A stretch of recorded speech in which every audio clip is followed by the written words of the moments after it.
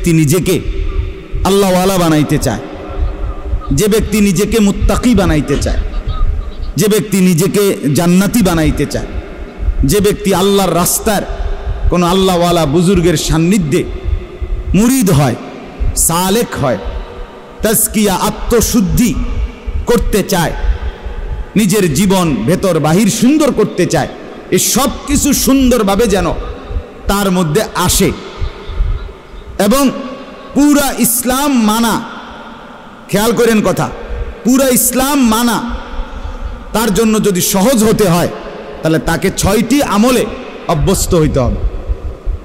কয়টি আমলে? আবার বলেন, কয়টি আমলে?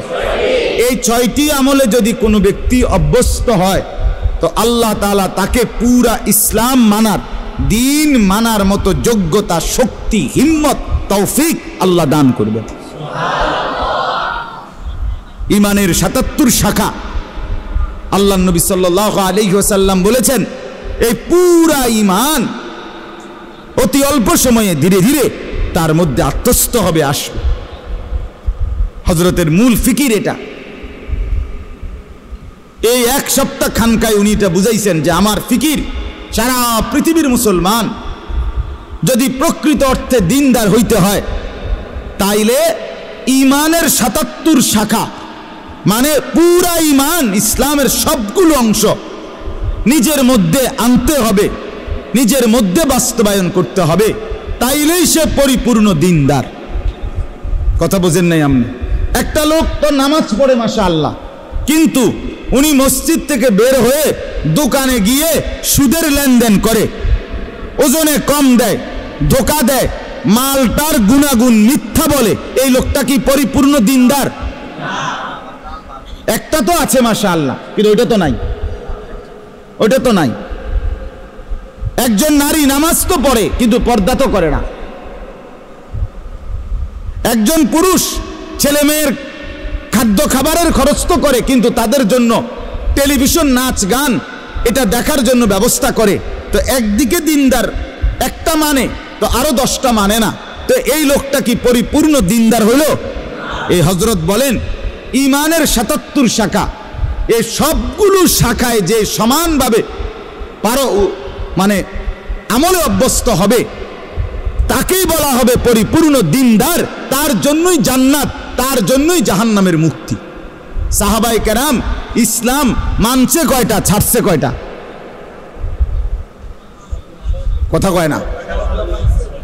মানছে কয়টা, ছাড়ছে কয়টা? আউলিয়ায়ে কেরাম, যাদেরকে আমরা আউলিয়া বলি, বুজুর্গ বলি, পীর মাশায়েখ বলি, তারা মানছে কয়টা, ছাড়ছে কয়টা? সব মানছে, সব মানছে। ঈমানও ঠিক করছে, ইবাদতও ঠিক করছে, মুআমালাতও ঠিক করছে, মুআশারাতও ঠিক করছে, আখলাকও ঠিক করছে, বাজারও ঠিক রাখছে, আবার কি নামাজও ঠিক রাখছে। স্ত্রী সন্তানের প্রয়োজন পূরণ এটাও ঠিক রাখছে, রাত্রি গভীরে তাহাজ্জুদের নামাজ, আল্লাহর বন্দিগি, জিকির, তেলাওয়াত এটাও ঠিক রাখছে।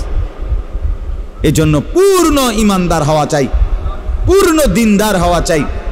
আমি বাপ কত সময় আপনারা আমার মুখে শুনছেন এই কথাটা, আমি প্রায় বলি যে ও আল্লাহর বান্দারা, বাবা, চাচা, মুরব্বীরা অনেকেই বলে এখন আর বয়স শেষ, 60-70 বছর হয়ে গেছে, ছেলে ফেলে যায়, মোটামুটি লাইন ফাইন করছি, অন আল্লাহ আল্লাহ করিয়া কোনো রকম মরে গেলে হয়েছে, মরলেই হয়েছে, কবরে যাওয়ানোর বাকি আর না। আমি সবসময় বলি যে বাপ, কোনো রকম কবরে যাইয়েন না, কোনো রকম প্রয়োজনে চেষ্টা করেন আর কিছুদিন বেঁচে থাকতে।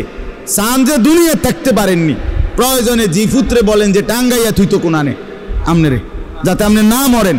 কারণ কোন রকমে মরলে বিপদ আছে, কোন রকম বাঁচলে তারপরেও যাই পারেন আপেল মালটা আরো কিছু খাইতেন পারবেন, কিন্তু কোন রকম মরলে ফেরেশতার ফিরায় কবরে আপনি থাকতে পারতেন না। ঠিক কিনা বলেন না কেন? আল্লাহ কি আপনারে আমারে কোন রকম কবরে যাইতে কইছে? তো আপনি দি কোন রকম যাওয়ানোর লাইন ধরছেন। ওয়ালা তামুতুন্না ইল্লা ওয়া আনতুম মুসলিমুন, এর মানে কি পূর্ণ মুসলমান না হয়ে মৃত্যুবরণ করো না। তা আপনি দি কোন রকম রব্বুল আলামিন বলেন, ইয়া আইয়ুহাল্লাযীনা আমানু দুখুলু ফিস-সিলমি কাফা, হে ঈমানদার মুমিন, পুরাপুরি ইসলামের মধ্যে পরিপূর্ণভাবে প্রবেশ করো। দূর একটা আছে 10টা নাই, 10টা আছে 20টা নাই, এমন আপনি যদি বলেন আমি পারবো, পারবেন, আপনি পারবেন, আপনি মানুষ, আপনি গরু ছাগল না। মানুষ পারবে বলেই আল্লাহ তাআলা মানুষের জন্যই বিধান দিয়েছেন, ঠিক কিনা বলেন না? ফেরেশতাদেরকে বলছেন আমি জানি যা তোরা জানোস না তা, আমি বুঝাই বানাইছি মানুষ, আমি পারবে সে আমার হুকুম মানতে পারবে, আমার দ্বীন গ্রহণ করতে পারবে, আমার শরীয়ত নিতে পারবে, আমার বিধান তারা পালন করতে পারবে, এই যোগ্যতা দিয়েই আমি মানুষ বানাইছি। অতএব পারবে না বলে যে ভুল হয়ে যায়, ছুটে তো যায়, গুনাহ তো হয়ে যায়, নাফরমানি তো হয়ে যায়। আরে তো চমৎকার বিষয়, আল্লাহ তাআলা বলছে বান্দা রিমুভার তো আমি রাখছি, মুসাবার জন্য তো আমি রাখছি ব্যবস্থা। যতবার হবে গুনাহ ততবার তওবা করবা, ততবার তওবা করবা, বারবার তওবা করলে আমি পুনরায় তোমারে আবার মুত্তাকি বানায় দেব। অজু তো ভাঙবেই, আবার অজু করবা, তাইলে তুমি নিয়মিত অজুওয়ালাই হয়ে যাবে। কথা বুঝেন না? একজন মানুষ যদি নিয়ত করে আমি সর্বদা অজু সহ থাকবো, তাহলে এ বেটা তো আর পেশাব করতে পারত না। কেমনে করবে পেশাব? ওমা অজু ভেঙে যাবো না? কথা বলেন না কেন? তার মানে কি? তার মানে কি বলেন? সাহাবীদের জীবনীতে আছে, আউলিয়াদের জীবনীতে আছে, তিনি সর্বদাই অজু অবস্থায় থাকতেন, তার মানে পেশাব করতেন না, নাপাক হতেন না ওনারা, আবার করে নিতেন অজু। যিনি বারবার অজু ভাঙলেই আবার পুনরায় অজু করে নেয়, তারে কি বলে না অজু ভাঙছে এটা বলে না, তারে বলে উনি সর্বদা অজু অবস্থায় আছেন। যে গুনাহ হলেই মাফ চেয়ে নেয়, তওবা করে নেয়, আবার ছেড়ে দেয়, আর করবে না ওয়াদা দেয়, আবার চেষ্টা করে গুনাহ আর করব না। আল্লাহ তাআলা বলে তুমি মুত্তাকি থাকবা, তুমি আল্লাহওয়ালাই থাকবা, তুমি জান্নাতি হইবা। তো আর সমস্যা কি? তো আর সমস্যা কি? 1000বারও যদি তওবা ভেঙে যায় আবার করো, আবার ফিরো। এজন্য বাপ আমরা প্রত্যেকেই পুরা দিন মানতে হবে, ইমানের 77 শাখা সবগুলো মানতে হবে, পুরা দিনদার হইতে হবে। আর এর জন্য বিশেষ শক্তি সঞ্চয়ের জন্য শরীরের মধ্যে ভিটামিন শক্তি আনয়নের জন্য 6টা জিনিস লাগবে। 1 নাম্বার, এই 10 আয়াতের আলোকে বলতেছি, 1 নাম্বার হলো কিয়ামুল লাইল, তাহাজ্জুদ নামাজ, রাত্রিকালীন নামাজে অভ্যস্ত হইতে হবে। যে ব্যক্তি তাহাজ্জুদ নামাজে অভ্যস্ত হবে, রাতের প্রথম অংশে হোক, রাতের মাঝখানের অংশে হোক, রাতের শেষাংশে হোক, তাহাজ্জুদের নামাজে যে অভ্যস্ত, আল্লাহ তাআলা তার কলজার ভিতরে অসাধারণ শক্তি এবং পাওয়ার দান করে, ফলে সে নেক আমলে অভ্যস্ত হয়, গুনাহ ছাড়তে তার জন্য সহজ হয়। আলাইকুম বিকিয়ামিল লাইল ফাইন্নাহু দাআবুস সালিহিনা ক্বাবলাকুম ওয়া হুয়া কুরবাতুন লাকুম ইলা রাব্বিকুম ওয়া মুকাফফিরাতুন লিস-সাইয়্যাত ওয়া মানহাতুন আনিল ইসম। আল্লাহর নবী বলেন সব সময় আমার উম্মত তাহাজ্জুদ নামাজ পড়িও। আল্লাহর নবী বলেন কেন? যেহেতু এটা আমার আগে আদম থেকে নিয়ে যত নেককার মানুষ ছিলেন প্রত্যেকের আমল ছিল। কেন পড়ো? যেহেতু তাহাজ্জুদ নামাজে বান্দা আল্লাহর সবচেয়ে ঘনিষ্ঠ হয়। আর কেন? যেহেতু তাহাজ্জুদ নামাজ বান্দার রাশি রাশি গুনাহ মাফ করে দেয়। আর কেন?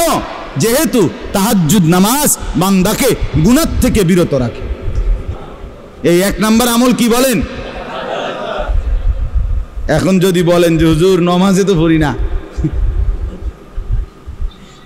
তো নামাজ পড়েন, 5 ওয়াক্ত নামাজে অভ্যস্ত হন, তার সাথে সাথে তাহাজ্জুদ নামাজ পড়েন।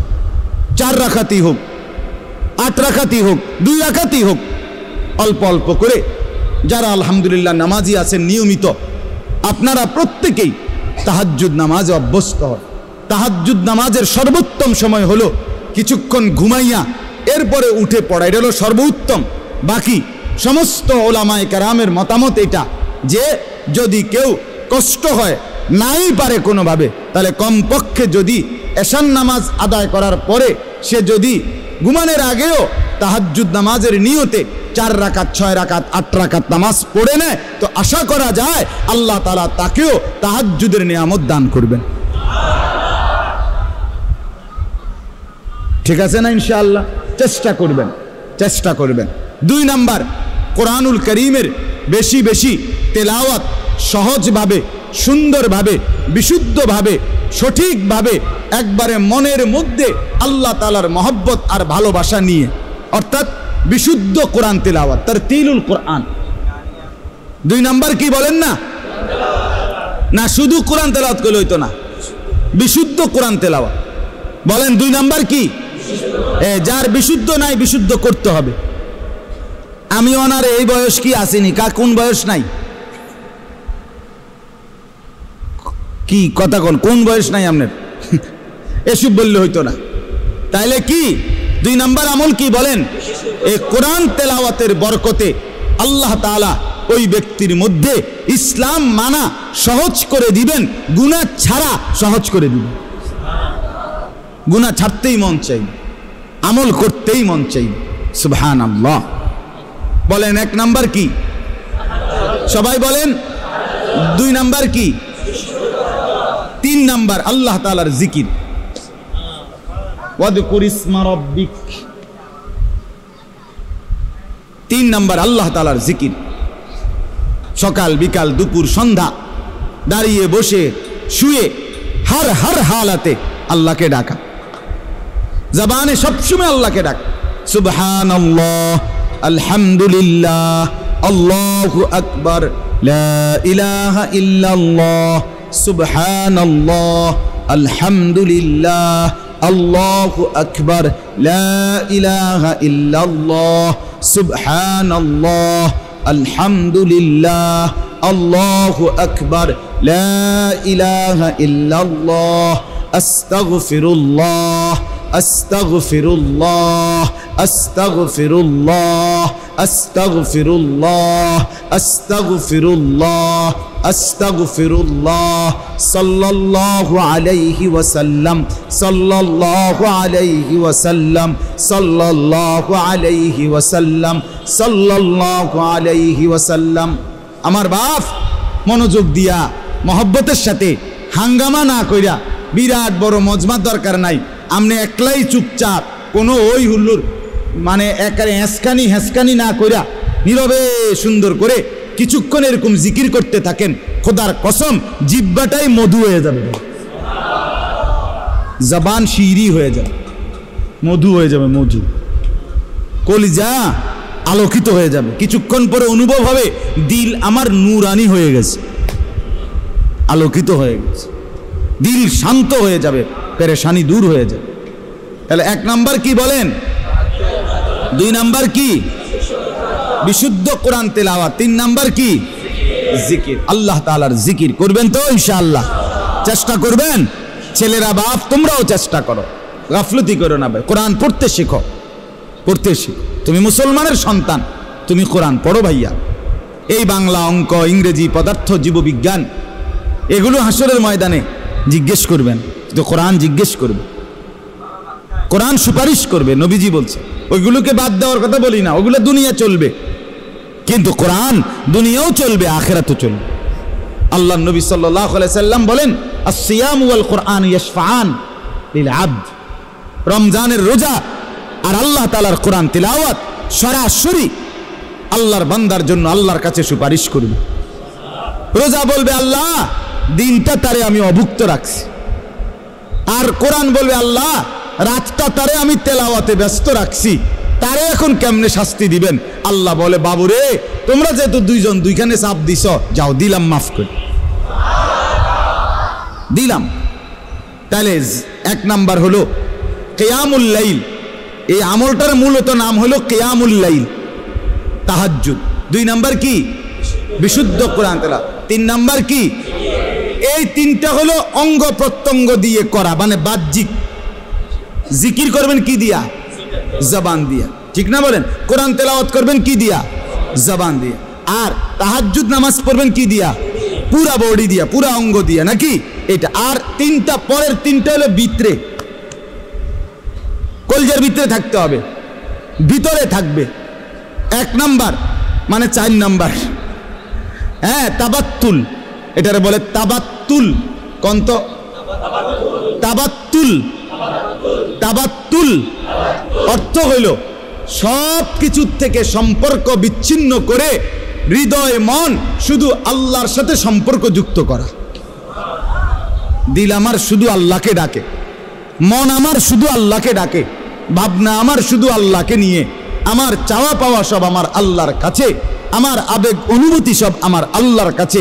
দুনিয়ার কাছে আমি কিছুই চাই না, যা চাই যা পাবো মনে করি সব আমার আল্লাহর কাছে। অন্তর আল্লাহর সাথে কি করা? সম্পর্কিত। ওয়া তাবাত্তাল ইলাইহি তাবতীলা, তাবাত্তুল এইটা। এই 4 নাম্বার হলো অন্তরকে আল্লাহর সাথে কি করা? সম্পৃক্ত করা। বলে এটাকে সারাক্ষণ সম্ভব? একটু একটু করে বাড়ান, অল্প অল্প করে বাড়ান, আস্তে আস্তে বাড়ান, আল্লাহ তৌফিক দান করেন। 5 নাম্বার মানে 2 নাম্বার। 5 নাম্বার হলো আল্লাহ তাআলার উপরে সর্বাবস্থায় তাওয়াক্কুল। কার উপরে? তাওয়াক্কুল, ভরসা। ভরসা কার উপরে? রব্বুল মাশরিকি ওয়াল মাগরিব লা ইলাহা ইল্লা হুয়া ফাত্তাখিযহু ওয়াকিলা। এই যে আল্লাহকেই একমাত্র ওয়াকিল, অভিভাবক বা আশা ভরসার কেন্দ্রস্থল শুধুই কাকে বানানো? তাহলে অন্তরে সর্বদা কার উপরে ভরসা করা? 6 নাম্বার সবর করা। অসবির আলা মা ইয়াকুলুন, সর্বাবস্থায় সুখে থাকি দুঃখে থাকি, হ্যাঁ, দিলের মধ্যে থাকবে আমার আল্লাহ আছে, আমি আমার আল্লাহর উপরেই ধৈর্য ধারণ করলাম। তাইলে বলেন, 3টা, পরের 3টা হইল আল্লাহর সাথে অন্তরকে সম্পর্কিত করা। 2 নাম্বার আল্লাহর উপরেই ভরসা করা। 3 নাম্বার সর্বাবস্থায় কি করা? আরবি নামগুলো কোন? তাবাত্তুল, তাওয়াক্কুল, সবর। তাবাত্তুল, তাওয়াক্কুল, সবর। তাবাত্তুল, তাওয়াক্কুল, সবর। 1 নাম্বার কিয়ামুল লাইল, 2 নাম্বার তারতিলুল কোরআন, 3 নাম্বার জিকির, 4 নাম্বার তাবাত্তুল, 5 নাম্বার তাওয়াক্কুল, 6 নাম্বার সবর। 3টা বাহিরে, 3টা ভিতরে। এই 6টা পুরো ইসলাম না, মানে এই 6টায় অভ্যস্ত হইলে বাকিগুলো আস্তে কান টানলে মাথা আসে, সহজ হয়ে যাবে, সহজ হয়ে যাবে। বিশেষ করে তাহাজ্জুদ নামাজ, বিশেষ করে কোরআন তিলাওয়াত, আল্লাহ তাআলার জিকির, এই 3 আমল যখন চালু থাকবে ধীরে ধীরে মজাই লাগবে, অন্তর নূর হবে, আমল করতেই মন চাইবে, গুনাহ দেখলেই ঘৃণা লাগবে, গুনাহ দেখলেই অপছন্দ লাগবে। আল্লাহ তাআলা আমাদেরকে তৌফিক দান করেন। আমার শায়েখ আল্লামা মুফতি মুশতাকুন নবী সাহেবের একটা সুন্দর কথা শুনাই। আমার দেখা আমার হযরত আল্লামা মুফতি মুশতাকুন নবী সাহেব খুব বেশি জিকির করে, উনি একেবারে বেশি জিকির করে। ওনার যদি আপনি 100 না 1000 বয়ান শোনেন, তো 1000 বয়ান এই শুনবেন উনি কিসের কথা কইছে। বয়ানও করে জিকির, নিজেও করে জিকির। আমি মনে করেন কুমিল্লা থেকে সিলেট হুজুরের সাথে 6 ঘন্টার সফর, অনেকবার গেছি হুজুরের গাড়িতে করে। আমার গায়ে হেলান দিয়া হুজুরে শুইছে, মনে করেন আমি দেখছি শুইয়া লাইছে, ঘুমায়ে পড়ছে। যতবার ড্রাইভার মাসুদ ভাই গাড়ি কোনো কারণে ব্রেক করে, সাথে সাথে নড়ে ওঠে না, এই নড়লেই দেখি উনার মুখ দিয়া লা হাওলা ওয়ালা কুওয়াতা ইল্লা বিল্লাহ, সুবহানাল্লাহ, কোনো না কোনো একটা তাসবিহ পড়ে। তবে এটা না দেখলাম ঘুমায়। আমি অনেক দিন দেখছি এটা মাকিরি ভাই, এটা কি ধরনের জিন নিগোনা, আদত হয়ে গেছে, অটোমেটিকলি নড়লে চড়লে জিকির করে, জিকির করে, আল্লাহ তাআলার জিকির করে।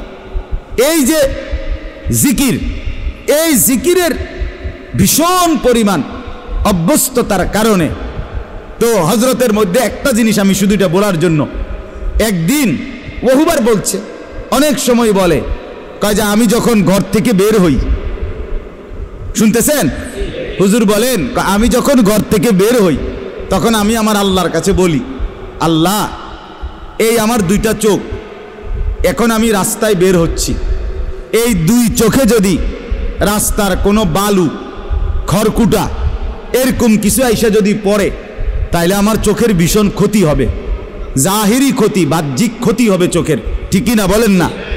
বলে আল্লাহ এই ক্ষতি থেকে আমার চোখকে আপনি বাঁচান। সাথে সাথে হযরত বলে, আমি আল্লাহর কাছে বলি, আল্লাহ ঠিক তেমনি ভাবে এই চোখ যদি কোনো ভিন নারীর প্রতি পড়ে তাইলেও আমার এই চোখের ক্ষতি হবে, আখিরাতে ক্ষতি হবে, আমার এই চোখে সীসা গলাইয়া ঢেলে দেওয়া হবে। অতএব আপনি আমার এই চোখকে বাহ্যিক ক্ষতি থেকেও বাঁচান, আপনি আমার এই চোখকে আখিরাতের ক্ষতি থেকেও বাঁচান। হুজুর বলেন, কয় এই দোয়ার বরকতে, আল্লাহ তাআলার জিকিরের বরকতে হাজারো ঘন্টা রাস্তায় চলার পরেও আমার কাছে রাস্তায় নজর কোনো দিকে তাকাইলেও গাছ আর মানুষ একই রকম মনে হয়। অনেক দিন বলছে।